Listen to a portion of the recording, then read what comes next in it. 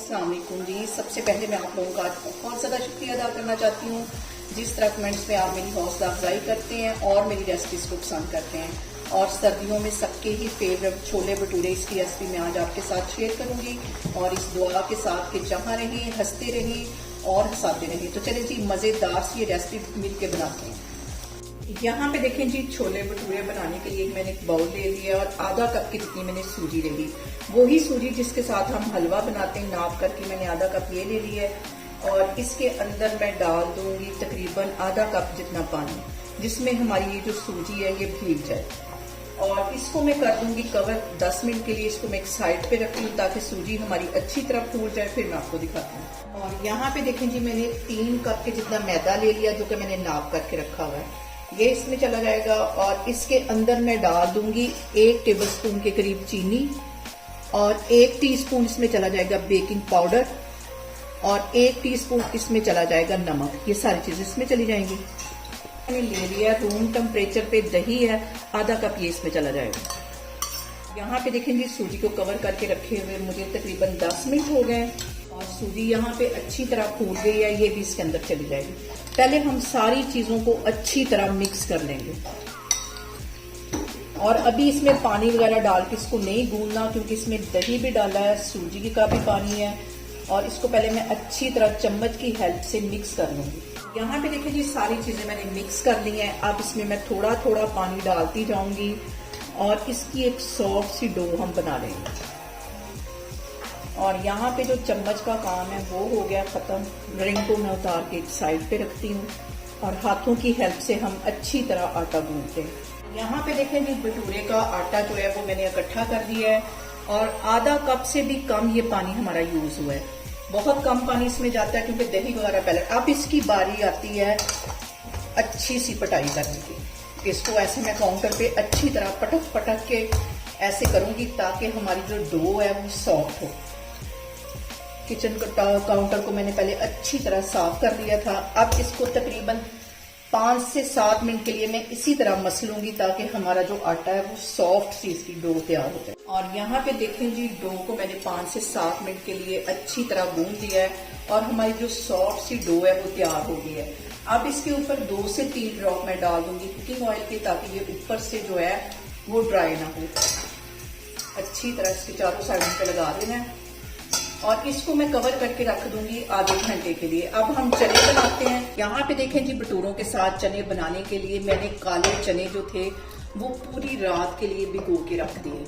और इसके अंदर 2 छोटे साइज के मैंने आलू ले लिए ताकि इसकी जो ग्रेवी है वो गाढ़ी सी बने। और इसको बॉईल करते वक्त मैंने आधा टीस्पून के करीब मैंने डाल दी हल्दी, 1 टीस्पून मैंने डाल दिया नमक और बेकिंग सोडा 1 चुटकी के करीब वो डाल दिया। और इसको अच्छी तरह मैंने बॉईल कर लिया है और मैं दिखाती हूँ कि कितने अच्छे तरीके से ये गल चुके हैं। ये देखिए, हल्का सा मैं इसको प्रेस करूंगी तो ये अच्छी तरह गल चुके हैं। इसको मैं एक साइड पे हटाती हूँ, फिर मैं आपको दिखाती हूँ। और यहाँ पे देखें, जो भटूरों के साथ हम चने बनाते हैं उसमें ऑयल ज्यादा नहीं जाता, आधा कप से भी कम ये कुकिंग ऑयल है, ये इसमें चला जाएगा। साथ इसके मैं कुछ मसाले आज ऐड कर दूंगी साबुत, जो कि 1 तेज पत्ता था और इसे मैंने छोटा छोटा काट लिया, 2 दालचीनी के टुकड़े, 2 लौंग और 1 बड़ी इलायची, ये इसमें चले जाएंगे ताकि इसका अच्छा सा जो अरोमा है वो आ जाए। और अब इसके अंदर चला जाएगा 1 टेबलस्पून के करीब ये लहसुन और अदरक मैंने कूट के रखा हुआ था, ये इसमें चला जाएगा। इसको भी 1 मिनट के लिए फ्राई कर लेना है। यहाँ पे देखें जी, लहसुन अदरक को फ्राई होते भी तकरीबन 2 मिनट हो गए। मैंने यहाँ पे ले लिया एक बड़े साइज का प्याज, 2 टेबलस्पून मैंने इसमें डाल दिया पानी और इसको ग्राइंड कर दिया, ये इसमें चला जाएगा। और यहाँ पे हमने इसको इतनी देर भूनना है जितनी देर तक इसका पानी जो है वो ड्राई ना हो जाए। यहाँ पे देखें जी, प्याज का जो पानी है वो अच्छी तरह ड्राई हो गया है। अब इसके अंदर मैं डाल दूंगी टमाटर, जो बड़े साइज का एक टमाटर था, इसको मैंने थोड़ा सा पानी डाल के इसको भी पीस लिया ग्राइंडर में, ये इसमें चला जाएगा। क्योंकि हमें इसकी एक अच्छी सी ग्रेवी चाहिए, प्याज या टमाटर तैरता हुआ इसमें नहीं होना चाहिए, इसलिए मैंने इनको ग्राइंड किया। इन सारी चीजों को भूनते वक्त कुछ मसाले मैं ऐड कर दूंगी। 1 टीस्पून इसमें मैं पिसी हुई रेड मिर्च डाल दूंगी, 1 टीस्पून इसमें मैं डाल दूंगी नमक का, साथ इसके चली जाएगी आधा टीस्पून के करीब कुटी हुई काली मिर्च, मिक्स कर देना है। और अब इसके साथ इसमें चला जाएगा 1 टेबलस्पून के करीब चिकन का पाउडर, गरम मसाला चला जाएगा 1 टीस्पून। सारी चीजों को कर देना मिक्स और ऊपर अच्छी तरह ऑयल आने तक इसको मैं ऐसे ही भूनती रहूंगी। यहाँ पे देखें जी, चनों का जो मसाला है वो काफी हद तक भुन चुका है। अब इसके अंदर मैं वो आलू डाल दूंगी जो कि मैंने चनों के साथ बॉईल किए थे, जो कि अच्छी तरह गल चुके हैं, लेकिन इसको मैं चम्मच की हेल्प से मैश कर लूंगी और आलूओं को मैं मैशर की हेल्प से अच्छी तरह मैश कर लूंगी। अच्छी सी ग्रेवी बनाने के लिए बहुत ज़रूरी होता है कि इसमें हम थोड़े से आलू डाल दें। और ये देखिए अच्छी तरह इसको मैंने मैश कर लिया है। यहाँ पे देखें जी, आलू मैंने अच्छी तरह मैश कर लिए हैं। अब इसके अंदर ये मैं चने डाल दूंगी जो कि मैंने बॉईल करके रखे हुए थे। यहाँ पे देखें जी, चने डालने के बाद 2 गिलास के जितना इसमें मैं पानी भी डाल दूंगी। मिक्स कर लेना है इसको। और यहाँ पे देखें जी, 2 गिलास के जितना पानी डालने के बाद इसको मैं कर दूंगी कवर तकरीबन 15 मिनट के लिए लो फ्लेम पे। यहाँ पे देखें जी, भटूरों का जो आटा है वो सेट हो गया अच्छी तरह, तकरीबन आधा घंटा हो गया है। अब मैं इसके बनाती हूँ पेड़े। पेड़े बना के सारे एक ही साइज के मैं प्लेट में रखती जाऊंगी और ऊपर से इसको कवर कर दूंगी। सारे पेड़े मैं बना के इस तरह रखती जा रही हूँ।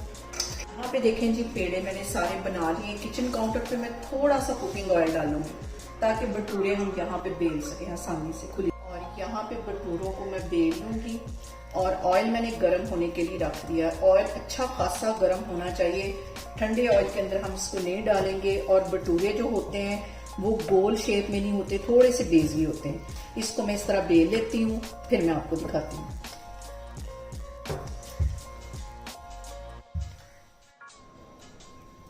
और बहुत ही एहतियात के साथ इसे हम ऑयल में डालेंगे।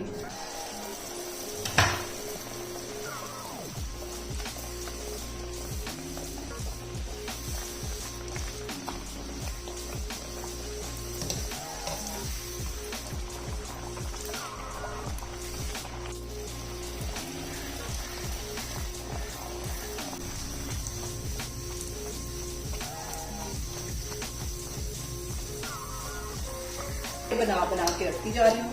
फिर मैं इसको करूंगी डिश आउट, फिर मैं आपको बताती हूँ।